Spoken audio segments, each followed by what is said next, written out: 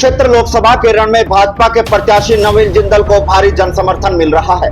बता दें कि नवीन जिंदल के प्रचार में उनकी धर्मपत्नी शालू जिंदल लगातार प्रचार करती हुई नजर आ रही हैं। इसी कड़ी में शालू जिंदल लाडवा की रसोई में पहुंची, जहां उनका भव्य स्वागत किया गया और लोगों में नवीन जिंदल को लेकर भारी उत्साह दिखा। वहीं शालू जिंदल ने लाडवा की रसोई से लोगों को भोजन वितरण किया।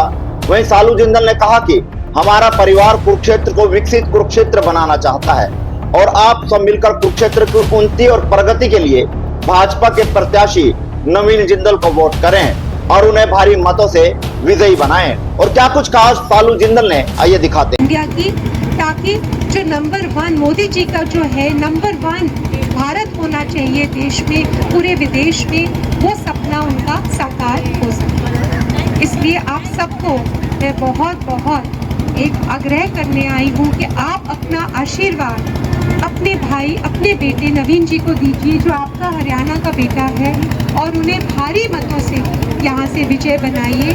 और नवीन जी को सांसद बनाने के बाद जो वादे हम कर रहे हैं उन पे हम प्रतिबद्ध हैं और सारे वादे पूरे करेंगे।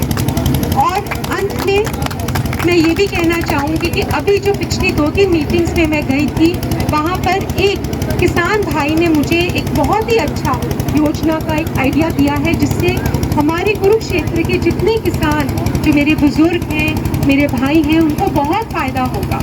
तो उसके बारे में मैं आज नवीन जी से रात को बात करूंगी। उसके बाद ही कल से अगर हम वो कर सकते हैं तो मैं उसके बारे में सबके साथ शेयर करूंगी।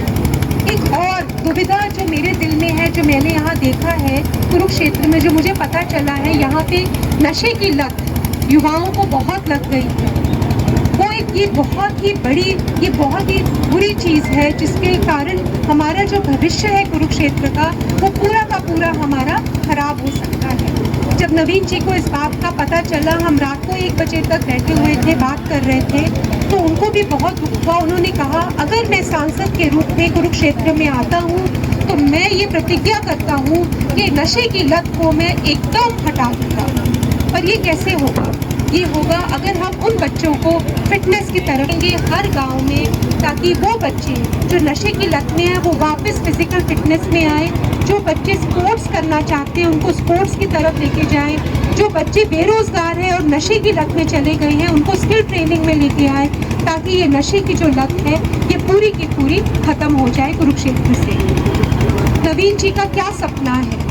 एक ही सपना है कि कुरुक्षेत्र का जो भविष्य है, जो मेरे युवा साथी यहाँ खड़े हुए हैं और जो छोटे बच्चे हैं, उनका हाथ किसके हाथ में आप देना चाहेंगे? उनका हाथ आप उसी के हाथ में दीजिए जो पहले भी बहुत काम कर चुका है और आगे भी काम करने वाला है, जिससे हमारे बच्चों का, हमारे युवा साथियों का भविष्य उज्जवल हो। और जो मोदी जी का सपना है कि एक उज्जवल भविष्य के साथ भारत का विकास हो, वो कुरुक्षेत्र उसका नेतृत्व करे और उसको आगे लेके जाए। यही मेरी आशा है। आप सब यहाँ आए, आप सब ने मुझे मौका दिया, आप सबका बहुत धन्यवाद। जय हिंद। यहाँ पहुँच के मेरा मान सम्मान बढ़ाया, चाहे वो मेरी मातृशक्ति है, चाहे मेरे बुजुर्ग हैं, नौजवान साथी हैं, उनका तहे दिल से धन्यवाद करता हूँ। मैं शालू जिंदल जी को थोड़ा सा बताना चाहता हूँ कि इस तरीके की कुरुक्षेत्र लोकसभा में 6 रसोइयाँ चल रही हैं, जहाँ पर डेली 4000 से ज़्यादा जो है लोग 5 रुपए में भरपेट भोजन कर रहे हैं अभी। और ये अपने आप में विश्व के अंदर पहली रसोई है जिसमें 365 के 365 दिन खाना दिया जाता है, चाहे वो होली का त्यौहार हो, चाहे दिवाली का त्यौहार हो, किसी भी प्रकार की कोई छुट्टी नहीं है।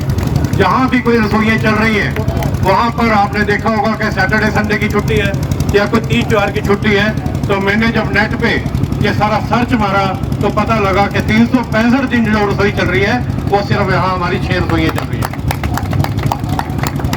पिछले दिनों आप जानते हैं कि रक्षाबंधन के त्यौहार पर 7153 मेरी बहनें मेरी कलाई पर राखी बांधने के लिए रामकुंडी लाडवा में पहुंची और एक सौगात दी मैंने अपनी बहनों को कि कोई भी गर्भवती महिला है, अगर उसके घर से कॉल आती है तो उसके लिए वैन अलग है और वो कॉल आएगी, वैन वहाँ जाएगी और जब डिलीवरी होगी, चाहे वो नॉर्मल डिलीवरी है चाहे वो सर्जरियन डिलीवरी है, और जब उसको छुट्टी मिलेगी वो वह घर तक छोड़ के आएगी और किसी भी प्रकार का 1 रुपया वहां से नहीं लिया जाता।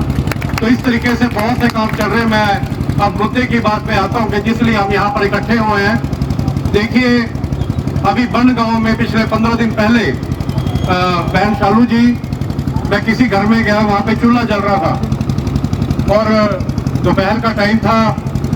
वो मेरी माता वृद्ध थी और खाना बना रही थी, तो वहीं बैठ गया मैं चूल्हे पे खाना खाने के लिए। तो मैंने कहा, इस चूल्हे में क्या बात, कोई धुआं नहीं दिखाई दे रहा, लकड़ी नहीं दिखाई दे रही, क्या बात है? कहता ये तो 12 साल पुरानी बात हो गई कि जब लकड़ी में से धुआं निकला करता था और भाई नवीन जिंदल जी ने मेरी आंखें बनवाई थी, वो बात उसे आज तक याद थी। और उसके बाद कहते जब मोदी जी आए और उन्होंने सिलेंडर दिया तो धुआं बिल्कुल खत्म हो गया और हमारा परिवार बच गया। इस तरीके के बहुत से परिवार बच गए। पिछले 10 सालों में किस तरीके से इस देश में बदलाव आया, एक छोटी सी बात मैं आपको बताता हूं। 10 साल पहले जब कोई भी व्यक्ति किसी दूसरे देश में जाता था तो वो अपने भारत का बताने में बड़ा ऐसा महसूस करता था, अपनी पहचान को छुपाता था। परंतु आज इन 10 सालों में कोई भी भारतीय विश्व के किसी भी कोने में किसी भी देश में जाता है तो बड़े गर्व के साथ कहता है कि मैं भारत का वासी हूं। और वहां के लोग कहते हैं वही भारत जहां के मोदी हैं। तो ये 10 सालों में हमने बदलाव देखा।